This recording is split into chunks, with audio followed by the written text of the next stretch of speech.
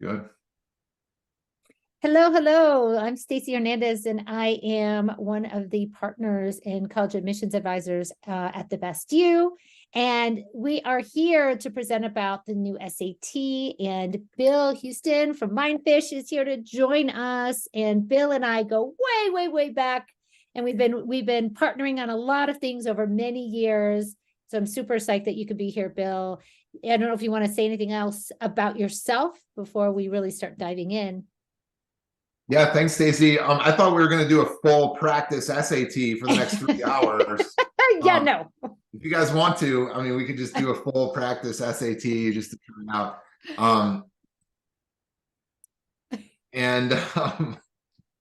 I know the next person that's coming in actually. Okay.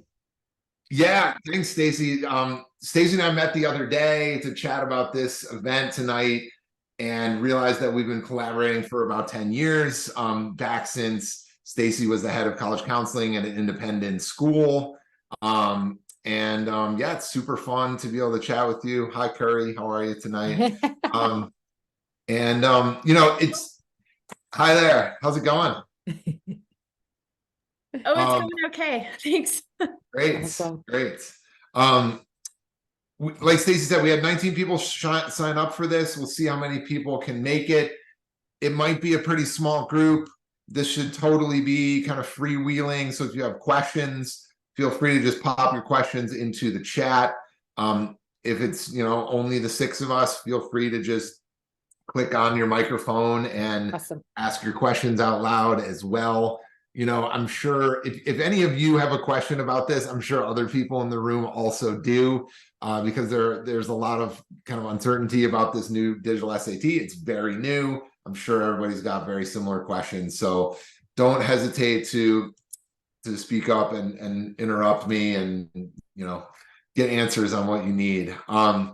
Should we go ahead and just dive in, Stacy? Yeah, let's dive in. Let's dive in. Okay. And I'll just keep on checking for people, and I may even throw in questions along the way to help support. So Bill's going to run the show more because this is his wheelhouse. You have questions about college lists, I'm your person, but we'll let Bill handle the SAT piece. But I may jump in with some questions as well. Awesome. And Stacy, I was joking with Stacy before you guys hopped on that I get the easy part of the job sometimes because we do the tests and then we're done. And right now, Stacy and her team at the Best U are in the thick of it with students applying for the November 1st early application deadline, which is next week. So it's kind of high season here in the college prep world. So yeah, thanks so much for having me, Stacy. I'm going to pull up my little PowerPoint here and I will share my screen and we will get rolling. Let me know if you guys can't see this for any reason. So yeah, we're here to talk about the new digital SAT, and it's brand new. It hasn't even been administered live yet in the United States. That will change early next year. And it's a pretty interesting time. The SAT's been in the news quite a lot because of this new digital test. Also because it's just been a hot button topic recently for many different reasons. I think higher ed in general and the college admissions process has been more in the mainstream news in the last year or so than any other time I remember in my career. And I've been doing this for over 20 years. So it's an interesting time for these tests. It's an interesting time for college admissions in general. And as I hinted at earlier, a lot of people have questions. So first, timeline on this digital test. They already launched the digital SAT internationally for the first time in March of this year, 2023. Students outside of the US took the live digital SAT. How many people here, you can feel free to jump on the chat or just like shout out. Are you guys the parents of juniors or seniors right now? I'd love to know. If you're the parent of a junior, your student may have taken the digital PSAT within the last couple of weeks. That was sort of the pilot of the digital testing platform here in the United States. And PSAT henceforth will be only available on the digital platform. The last version of the paper SAT which is going the way of the dinosaurs, is early December 2nd this year. And then after that, in March, we've got the first digital SAT in the US. And then I'm here in Colorado, as I know some of you are as well. We have a state mandated SAT, which will also be digital in April 2024. And so do a number of other states around the country. So let's talk about some of the differences between these two tests. What you're looking at here are the first 2 pages of the current version of the SAT. This is the reading test. So notice we've got about a page and a half of a passage. I'll give you guys 10 minutes. You can read this and I'll ask you some questions. Just kidding. This is what the old test looks like. You got about a page and a half of text. You only see 4 questions here, but there are actually 12 questions attached to these pages. So long passages and a bunch of questions attached to them. Again, this is the reading section. Here is a question from the new digital SAT. We'll talk about this more, but the digital test is basically a question by question test. We no longer have these long passages with a bunch of questions attached to them. And you can also see here, we've got some tools in the testing platform itself. So Zoom just kind of changed a little bit, but I'm going to draw on here. You can annotate the test. You can cross off answers. You can bookmark questions so you can come back later and review them. You've got a timer, which you can keep very close track of your time, etc., etc. Let's get rid of those annotations real quick. Oh boy, hold on a second. Give me 1 sec. So you're saying that the students can do all of this during the test. They'll be able to mess around. So it's like they're writing on a piece of paper. Yeah, they can basically write on the test. They also will get scratch paper, exactly up to 3 pages of scratch paper. And we're going to talk about that. So one big difference is, yeah, this is a digital test. Students are taking it on their screens and they are potentially doing work on paper in front of them and then going back to their screen. So this digital paper interface, which is a very relevant new feature of the new test for sure. We'll talk more about that, but this is a screenshot of the new testing platform. This is the official testing platform from the College Board. We'll get back to the platform in a second. Let's talk about some big picture differences between the new test and the old test. So the digital SAT is a shorter test overall. Surprise, surprise, students kind of like that. This test is about 2 hours and 15 minutes long. The old SAT is right around 3 hours long. So that's a significant difference. Students will take this on a computer or a tablet. My advice, don't do it on a tablet. It's much better on a laptop or even a desktop computer, but it's not a home test. Students will take this test at a testing center or at their school in the case of the state mandated tests. Another big difference, 3rd bullet on this page, the SAT is now what we call stage adaptive. If anybody here ever took the GRE or the GMAT at some point, those are also adaptive tests. And to be adaptive, a test inherently has to be digital.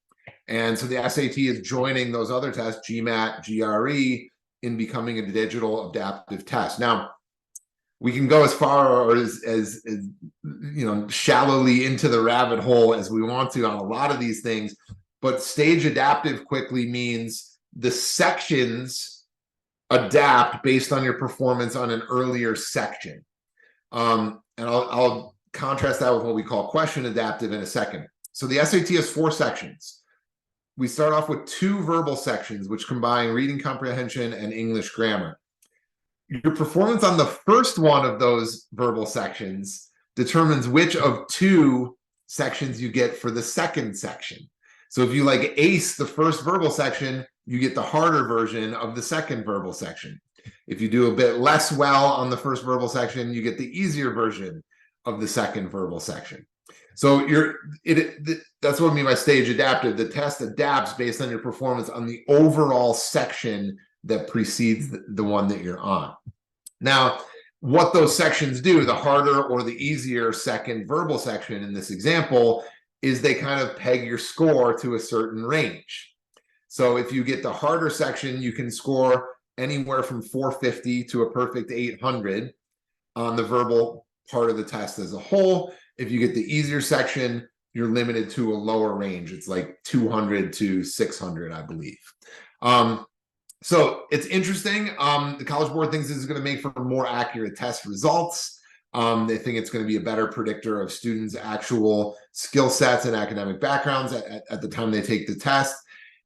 I think it has led to a little bit of anxiety among students. If you're on a question thinking, okay, I need to really do well on these questions so that I get the better version of the second section, that can add a little bit of stress to the process, but everyone's different. Other key differences, each test will actually be different than every other test with the new SAT, because they can basically on the digital platform just shuffle the questions and reform them, recombine them into almost infinite versions of the same test. So if a student is in a room with, let's say, 15 other test takers, everybody in that room is going to have a different test. Everybody taking it on that day will theoretically have a different test than one another. Because of this, the scales are going to be very opaque. The College Board is not planning to release scales for these new tests after they happen. There also used to be the service called the question and answer service, by which you could actually see the questions on the test you took. That will no longer be available anymore either. We already talked about these last two things, that there are some nice tools on the digital platform, but students do have scratch paper. I'm probably going to talk kind of quickly because I've always put together more information than we have time to get through. But again, if you have questions, ping me in the chat. It seems like maybe a few of you already did. And Stacy, feel free to let me know if any of those questions we should get to in the flow of this, or we should wait until afterwards. They're not questions. They're everyone has listed the grade of the students. So two juniors, no, 3 juniors, a sophomore, and a 9th grader. Great. Well, all of those students are relevant. The relevant ages for this new digital test for sure. Let's talk about the content of the test a little bit. Big change on the verbal side of the test is that the English grammar sections, which we call writing on the SAT, and the reading comprehension sections are now combined. So you could see a reading comprehension section followed by, or excuse me, a reading comprehension question followed by, let's say, a punctuation question, which is about English grammar. Those used to be 2 separate and distinct sections. Now they're all packaged together. We saw this earlier. The reading passages are very short. We're talking 3 to 5 sentences, and each have 1 question. That's it. There's only 1 question per reading passage. And if we go back, you guys saw this. So this is a reading question from the new SAT. Contrast that with this old style where we've got a page and a half of text and 12 questions. You know, I've joked about this when the College Board released the specs on the new test, that this is like, you know, reading comprehension for the Twitter generation or something like this. Some students definitely like the shorter format, and that makes sense. Others don't do as well at it, and we can talk about the differences in a second. But again, big difference in terms of the format and length of the reading and verbal sections. There are no grouped questions, no paired questions on the new test. And the second to last bullet on this particular page, there's overall less of a focus on vocabulary and idiomatic phrases on the SAT. That's true even in math, and we'll talk about that in a second. The language of the test, I think, has gotten a little more straightforward. Now, in a couple of minutes, we're going to compare SAT to ACT. Historically, the ACT is widely known as the test with more straightforward language, and the SAT is known to be the trickier of the 2 tests. I think that gap is narrowing a little bit. Not totally sure, but it seems like the way language is used on the new SAT is getting a little bit more straightforward. Let's talk about math. The core math on the tests, old SAT versus new SAT, is largely the same. They have some new, you know, fancy titles and labels for some of this stuff on the new test, but not that much has changed in terms of content. We're still talking about algebra, geometry, advanced math, which is basically algebra 2 and trigonometry, and then data analysis, which is essentially statistics, probability, this kind of stuff. The SAT has never had anything like calculus, or even really what we consider pre-calculus. People ask me that very often. Oh, my son or daughter is not in calculus yet. Should we wait to take the test? That's not what these tests are about. They start with a less advanced mathematical subject matter.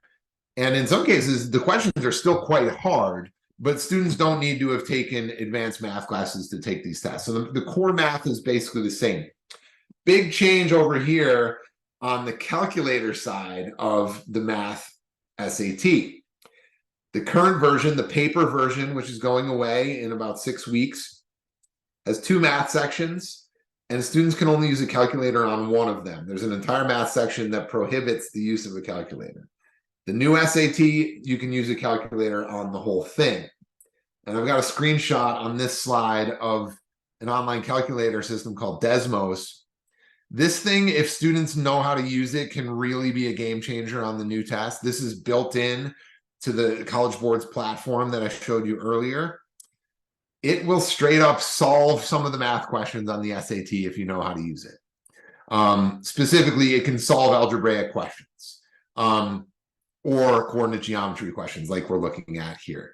Now, most students, I would say, don't have familiarity with Desmos yet, but if they can learn it in the course of their preparation for the SAT, it can be a really, really powerful tool.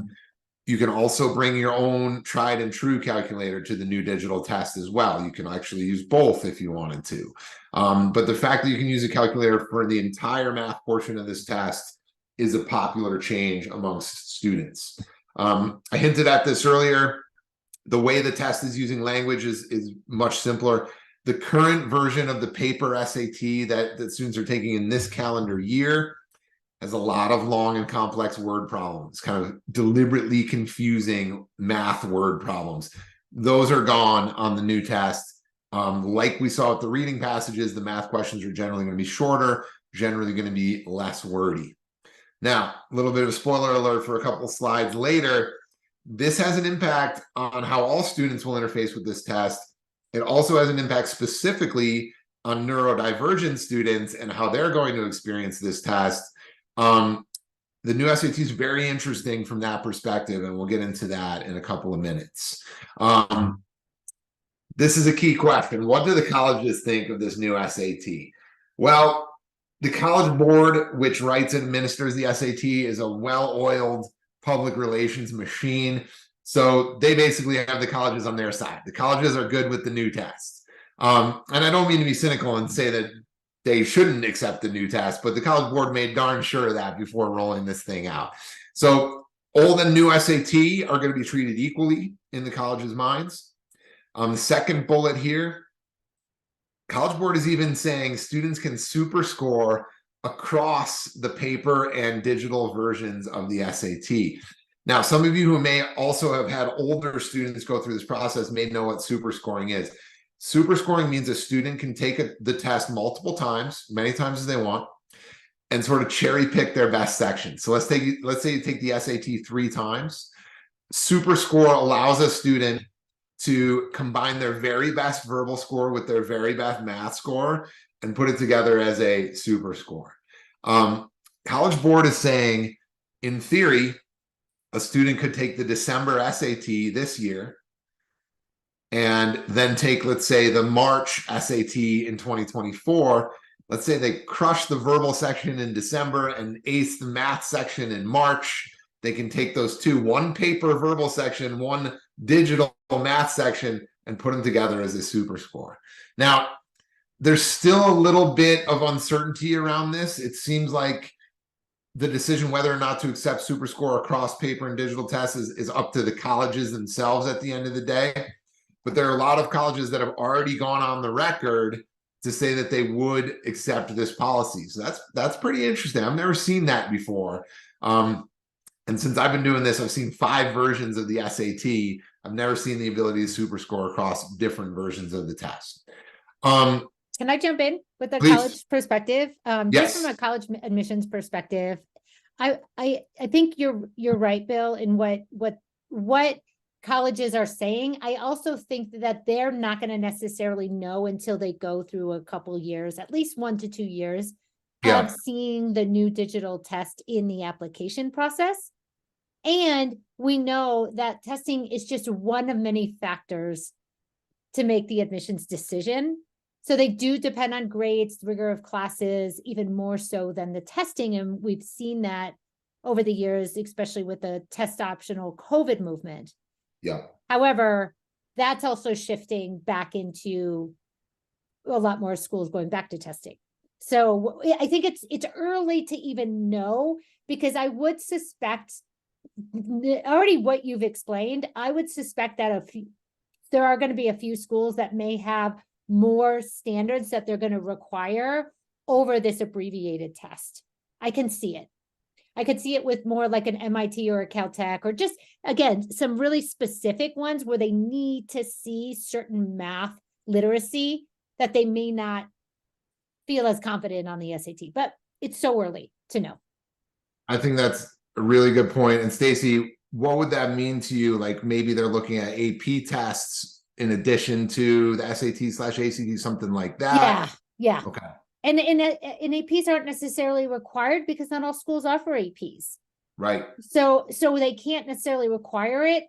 But if I was like advising a student in a particular school like a MIT or a Caltech, which MIT went back to requiring, testing for this year, which most schools are waiting one more year, and they're going to start up for the 2022-2024 application season.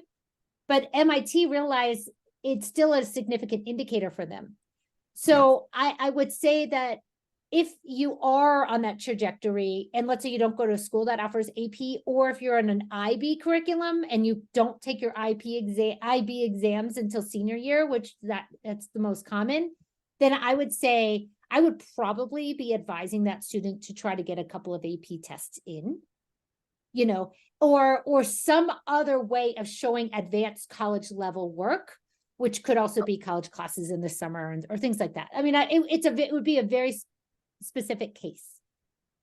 So yeah, and I think, by the same token of school, if we're talking about the MITs of the world, that they've kind of always been looking for that. Like if you're trying to go to MIT, like we said a second ago, the math only goes so far on the SAT. So if you can ace it, okay, that's great.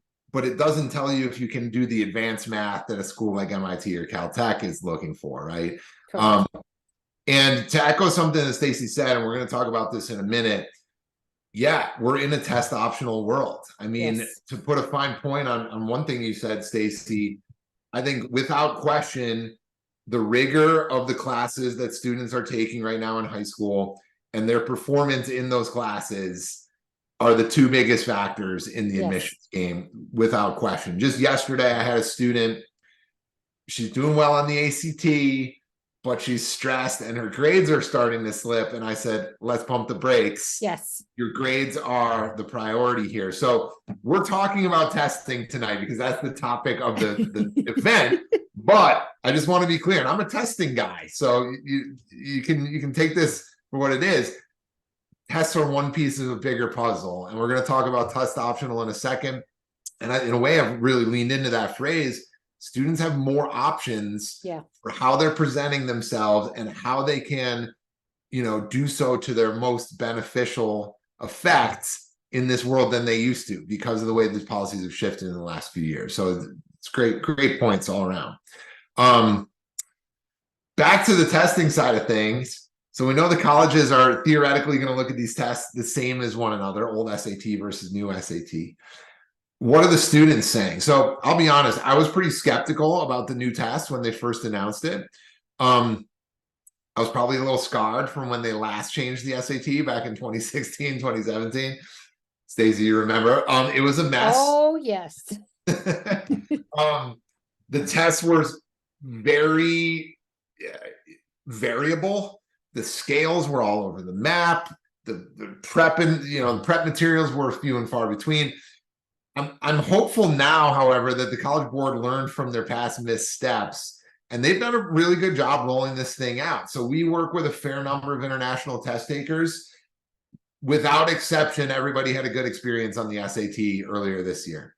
And that both means that they, the test was run smoothly. the administration didn't have any hiccups, and that they felt good about the experience overall. A lot of our students at MindFish took the PSAT within the last week or two. Many people shared positive feedback with me about that test.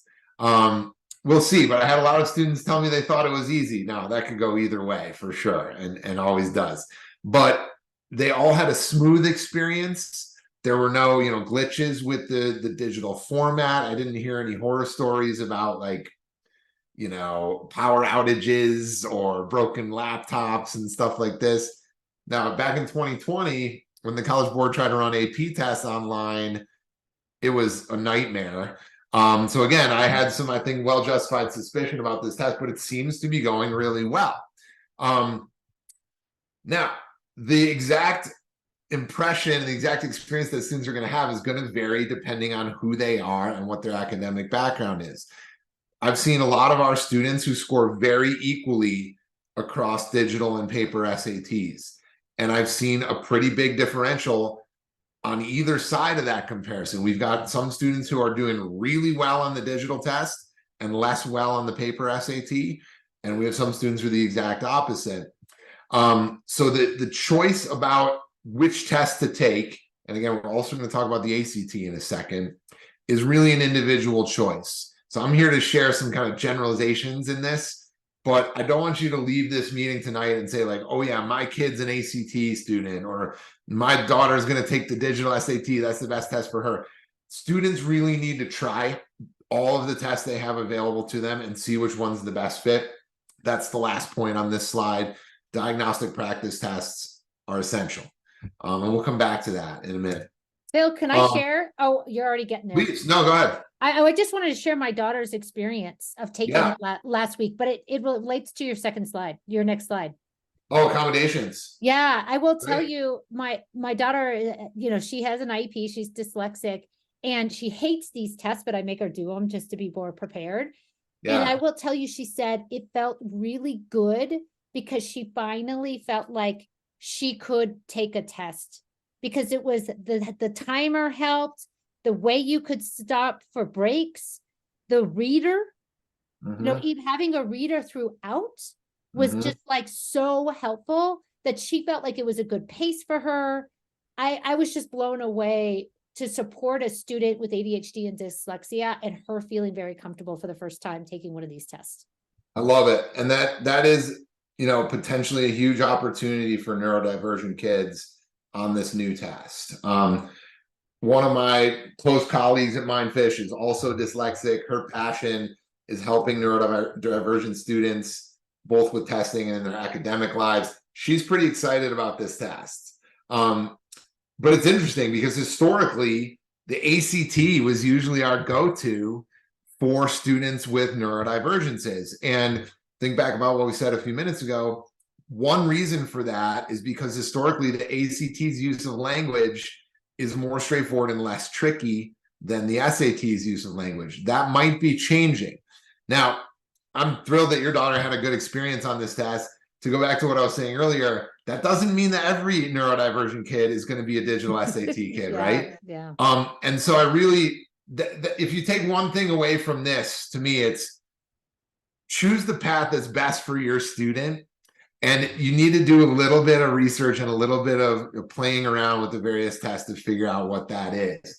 But to your point, Stacy, you hit on a few accommodations that are featured both on the old test and in a different version on the new digital SAT. You talked about pausing. So some students get extra breaks. They can take breaks on the test when they want to. In this new digital format, you can literally, if you're one of those students, you can just press pause and take a breath. In some cases, stand up, walk around, come back to the test, right? Let's think about some other accommodations.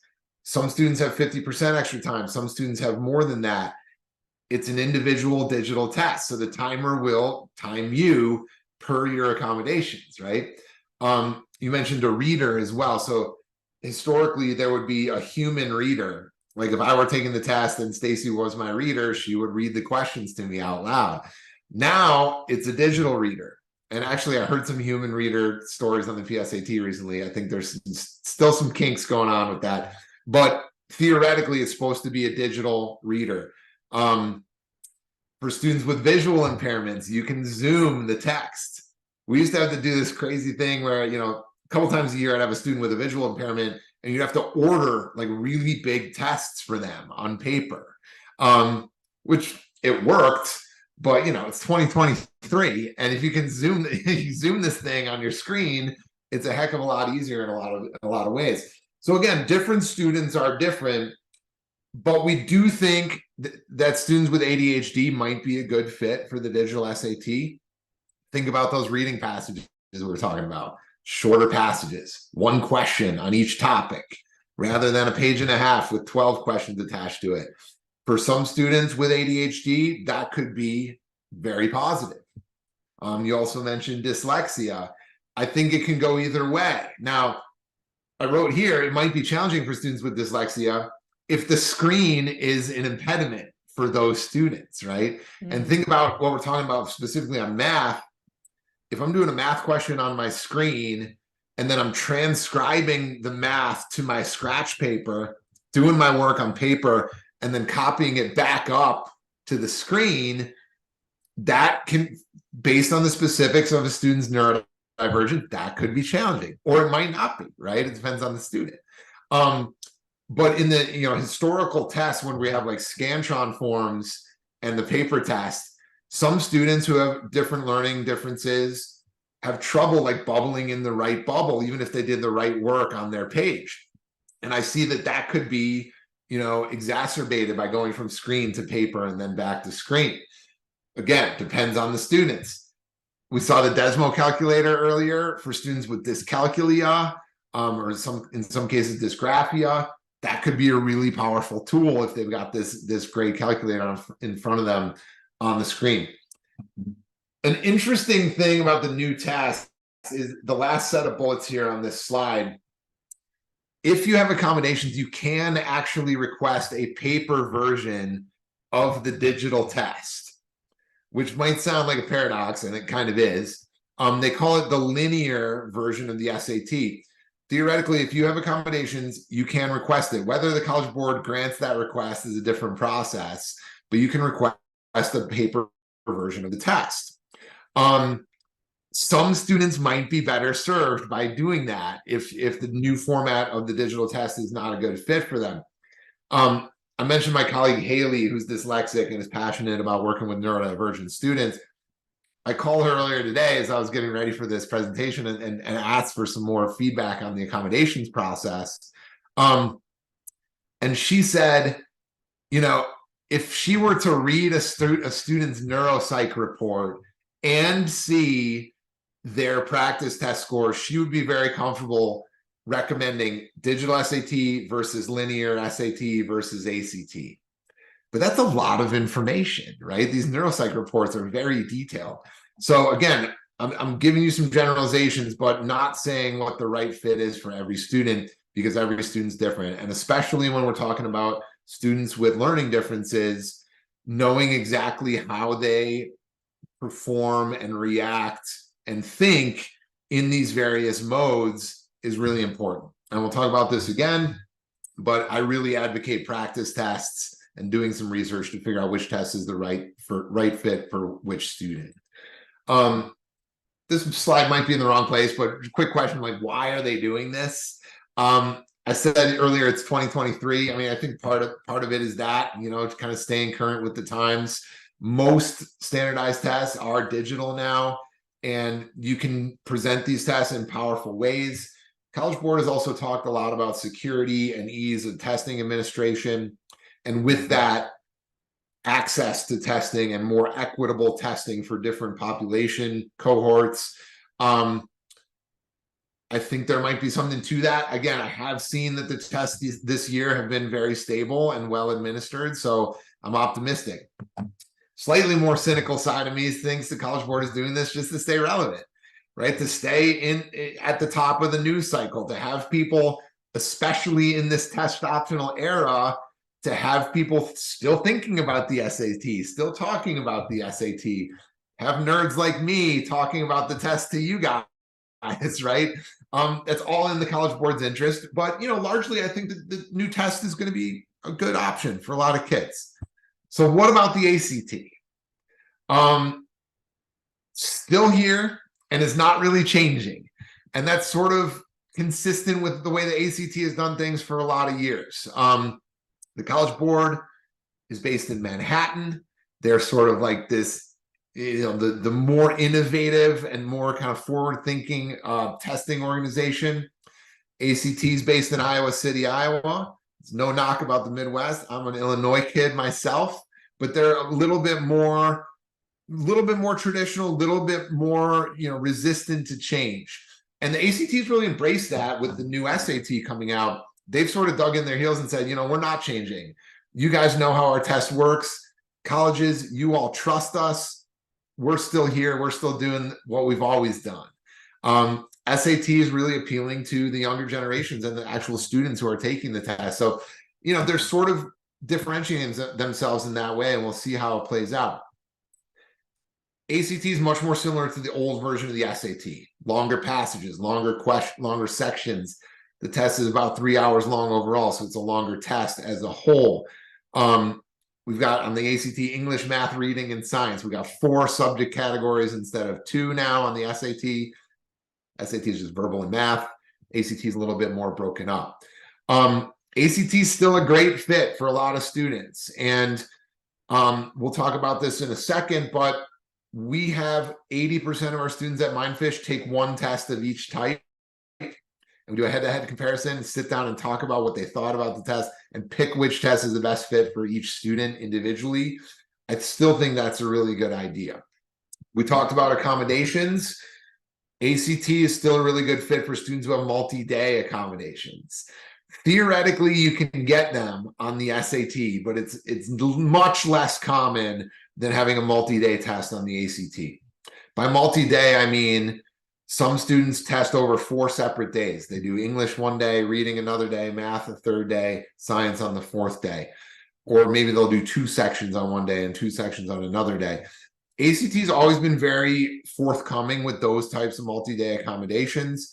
And for some students with neurodivergences, that is still the best option because they really benefit from breaking the test up in that manner. Now, ACT is sort of like the more traditional group, but they did launch like what I consider a token digital ACT pilot that's coming out in December. They're letting 5,000 students take an ACT on a computer in December. But it's literally the exact same test that students will see on paper on the same day. It's not adaptive. It's not, this new fancy testing platform like the SAT has. I don't know, maybe that's their attempt to stay relevant and stay in the conversation, but it's really not of interest to me. And actually, I was helping a student with this earlier today. You can't even take that test anywhere in Colorado, the digital ACT. So it's very limited, and I think they're kind of like kicking the tires and seeing if they might want to do something in that vein, but I wouldn't pay it much attention. So which test is right for individual students? I've said this a few times, but I really encourage students to take a practice test of the digital SAT and a practice ACT and see which one they score better on. Notice that I didn't mention the paper SAT as part of that comparison. There are only 2 more paper SATs ever. One is on November 4th. You couldn't sign up for it right now, even if you wanted to. And the last one is on December 2nd. That's way too soon to prepare for. So if you're taking some diagnostic tests to try to figure out which test to take, to me, the paper SAT is already water under the bridge, and we're just talking about the digital test versus the ACT. I've got a small graphic on here, which is the concordance tables that equate SAT and ACT scores. These are freely available. It was last updated in 2018. Believe it or not, this is the most current one out there. The College Board believes that the new SAT is so equatable with the old SAT that they're not planning to change the concordance tables. So let's say your student took a PSAT last week and she scored, let's say, I don't know, pick a random number, 1,100. And she takes an ACT practice test that she finds online and she gets a 25. probably the ACT is a better fit, right? 25, as you can see, equates to a 1210. That's significantly higher than 1100. I had exactly this happen today, if I can remember the numbers. I met with a family like 2 hours ago, and this student had a 26 on the ACT, and he had 1120 on the digital SAT. And I was like, okay, ACT all day. A lot of students, it'll be much more similar. And then you need to talk more about their experience and their goals and, you know, some of the details about the types of content on the test and maybe accommodations and neurodivergence and all these other factors. But just comparing the scores can be really helpful in and of itself.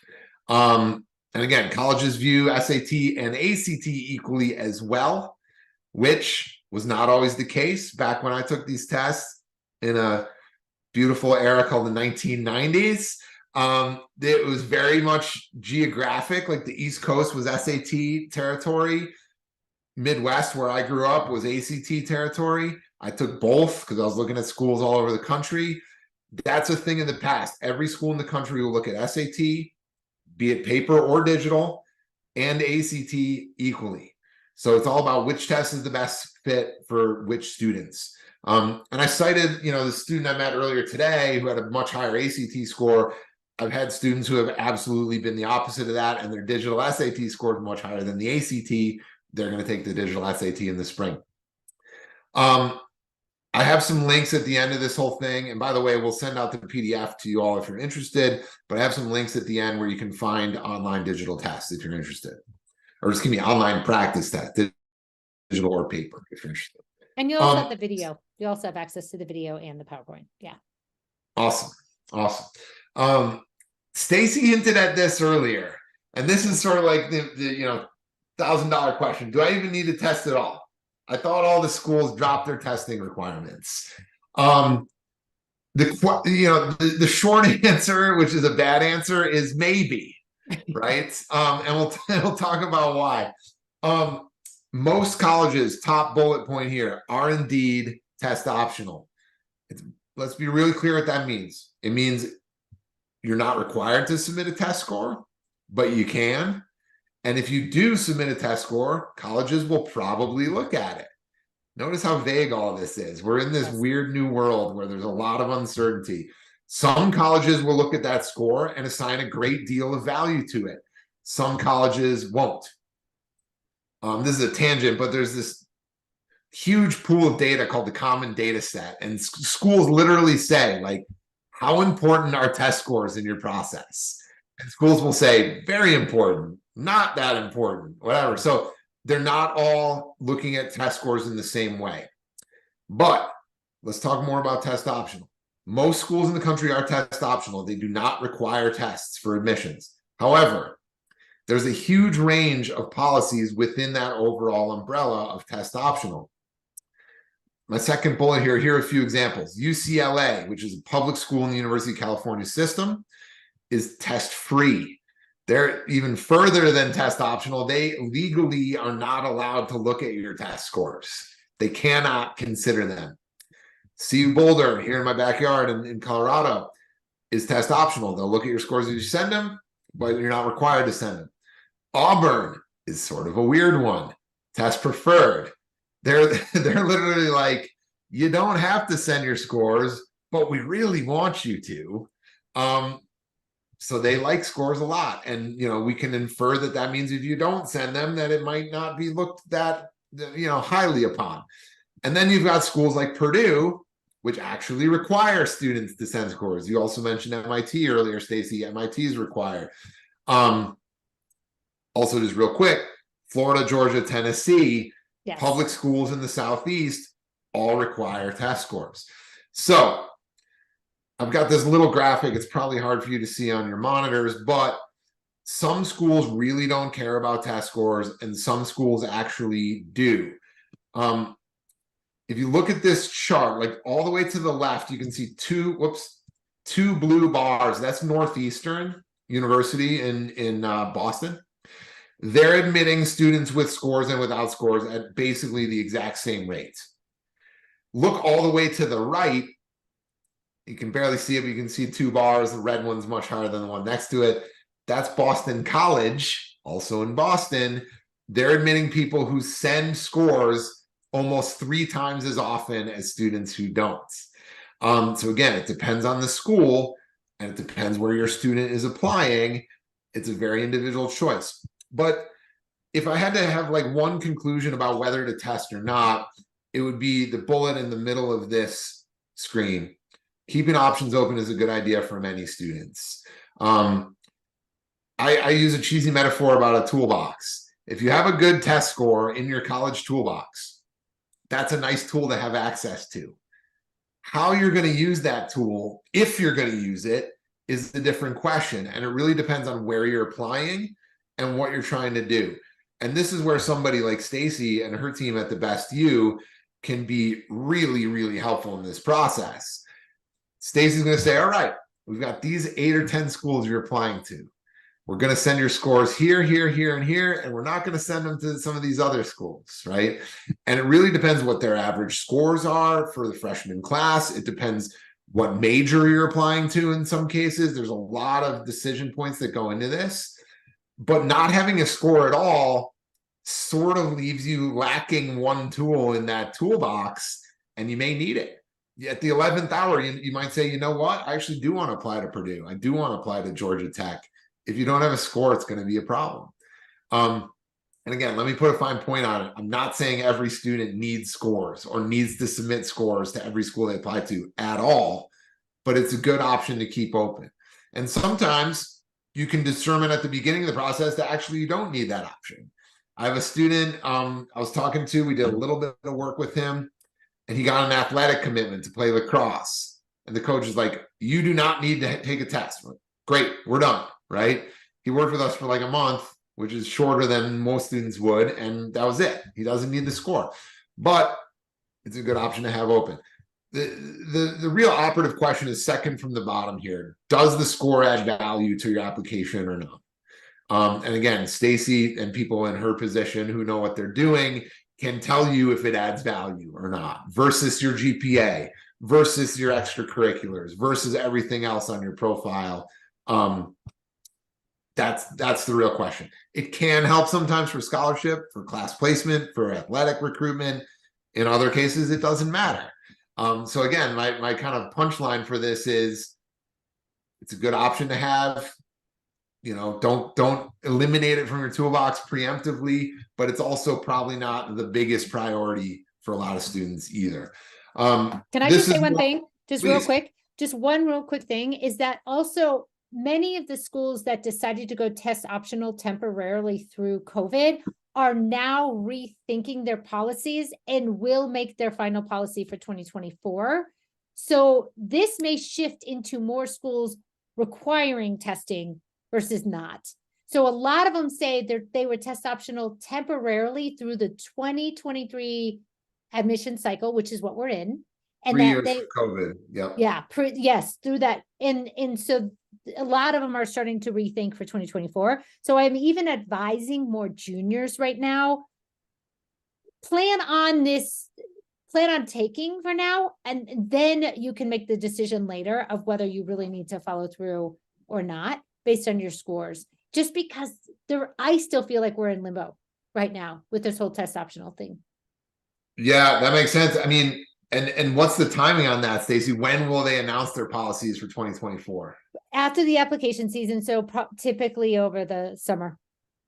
Right. So you really do need to be in it. If you're a junior, you're prepping through the school year. You may be testing over the summer and maybe the fall as your last time, but you really do need to think about it in your testing plan for this school year as a junior.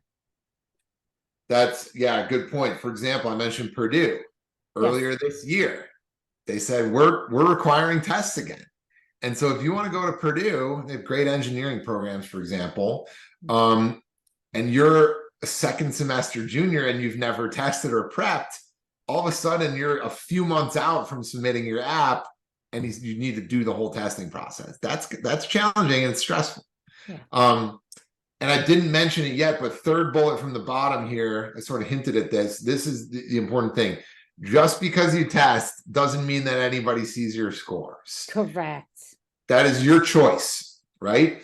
So you can go through the process and say, you know what? Purdue needs them, so I'm submitting them, but this other school I'm choosing not to, right?